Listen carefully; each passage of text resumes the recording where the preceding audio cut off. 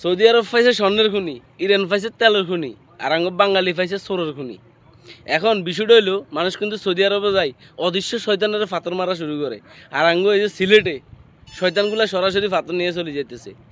এই যে যে যন্ত্রণাটা, এটা কিন্তু বাংলাদেশকে পুরো আংরা আংরা করিয়া লাইছে, আংরা আংরা। আচ্ছা, এরা শয়তানের বাচ্চাগুলা, এই যে তোরা তো দেশের সম্পদগুলো এভাবে চুরি করতেছস, এটা কি মোটো শোভা পাইতেছে? আর বাংলাদেশে যখনই কোনো কিছু সোশ্যাল মিডিয়াতে ভাইরাল হবে, সোশ্যাল মিডিয়াতে তোলপাড় হবে, তখন সব কিছু নিয়ে বিচার ব্যবস্থা শুরু হয়। এর আগে কখনো বাংলাদেশে কোনো কিছু নিয়ে কোনো গবেষণা হয় না, কোনো চুরি, কোনো কিছু যে ধরনের হট্টগোল গণ্ডগোল আছে, কিছু নিয়ে কোনো গবেষণা হয় না। এটা হচ্ছে আমাদের কি বাংলাদেশের নেচার। যত রকমের ইস্কেসুর খিসকেসুর লুচ্চা লাফাঙ্গার সব এসে কোড়ায় এই বাংলাদেশে। মানে বাংলাদেশকে বহির্বিশ্বের কাছে ছোটো করার জন্য এই ছোটোখাটো যে ছোরগুলো আছে, এগুলোই যথেষ্ট। মানে এগুলোর মাথার ভিতরে সবসময় চিন্তা ঘুরে যে কেমনে চুরি করতে হবো, কেমনে কী করতে হইব। শতানের বাচ্চাগুলো আর কিন্তু ফাড়া বাসার বাগান আছে, আমি কইলাম বাগানের ভিতরে তোকে বেগুনের বেশি অজ্ঞা দিই, আর কিন্তু এটা আংরা আংরা করে দিলাম, আংরা আংরা। এই কিন্তু মাথা রেখবি।